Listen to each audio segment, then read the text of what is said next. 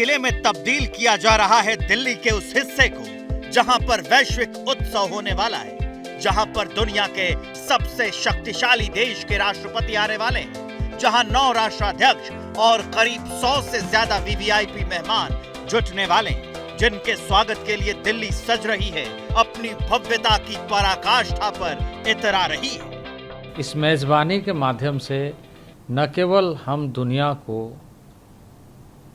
आकर्षित कर रहे हैं, दुनिया को बता रहे हैं और दुनिया को आज मानने के लिए बाध्य हो रहे हैं कि भारत की विशेषताओं को किस तरीके से आदरणीय प्रधानमंत्री जी पूरे देश के नागरिकों के साथ मिल करके आगे बढ़ा रहे हैं।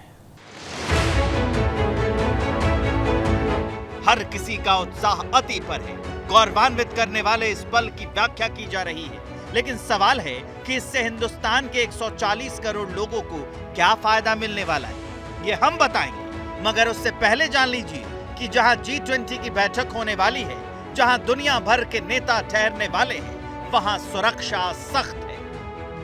जिस तरीके से चाइना का इंटरनेशनल आइसोलेशन बढ़ रहा है, शी जिनपिंग G20 की बैठक से जिस तरीके से उन्होंने अपनी अनुपस्थिति रखी है, उससे जाहिर है कि चाइना एक इंटरनेशनल क्रेडिबिलिटी की क्राइसिस से जूझ रहा है। ऐसे में जो वर्ल्ड की जो सप्लाई चेन्स हैं वो चाइना से विड्रा हो रही हैं और वो अब जाहिर है कि भारत की बढ़ती हुई क्रेडिबिलिटी और साख की वजह से, भारत में बढ़ते हुए सुविधाओं की वजह से वो भारत में अपने निवेश को और अधिक बढ़ाएंगी।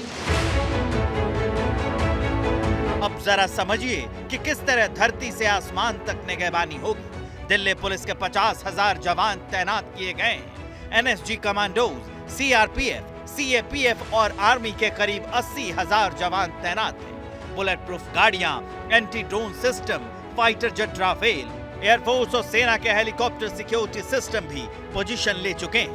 Hindon airbase, Ambala, Sirsa, Bhatinda defence airbase को अलर्ट मोड पर रखा गया है। रिपोर्ट के मुताबिक होटलों के अंदर हथियार रखे गए हैं, गोलियां रखी गई हैं, दवाइयां रखी गई हैं, स्मोक ग्रेनेड रखे गए हैं। किसी भी अनहोनी से निपटने के लिए पुख्ता इंतजाम है। G20 की बैठक के लिए दिल्ली में जो ऐतिहासिक व्यवस्था की गई है, उसके लिए सरकार ने 990 करोड़ रुपए का बजट रखा है। सवाल है कि इस भारी भरकम खर्च से देश को क्या फायदा होगा। कि लोगों को अच्छा तजुर्बा होगा, अनुभव होगा, भारत की जो सामाजिक स्थिति है, भारत की जो मेहमान नवाजी है, इससे प्रभावित होकर लोग जाएंगे। तो भारत की आर्थिक व्यवस्था पर, भारत के संभावनाओं पर, जो आर्थिक और राजनीतिक संभावनाएं हैं, उनका एक तरह से दोहन किया जा सकेगा। भारत की आमूल छवि पर परिवर्तन हो सकता है।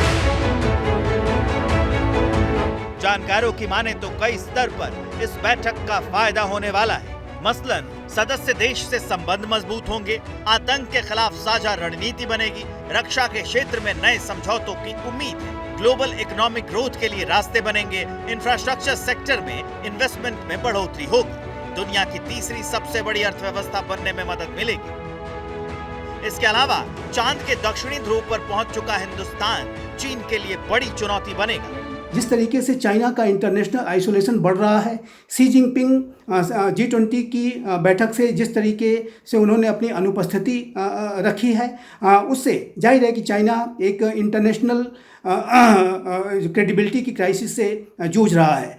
ऐसे में जो वर्ल्ड की जो सप्लाई चेन्स हैं वो चाइना से विड्रा हो रही हैं और वो अब जाहिर है कि भारत की बढ़ती हुई क्रेडिबिलिटी और साख की वजह से, भारत में बढ़ते हुए सुविधाओं की वजह से वो भारत में अपने निवेश को और अधिक बढ़ाएंगी।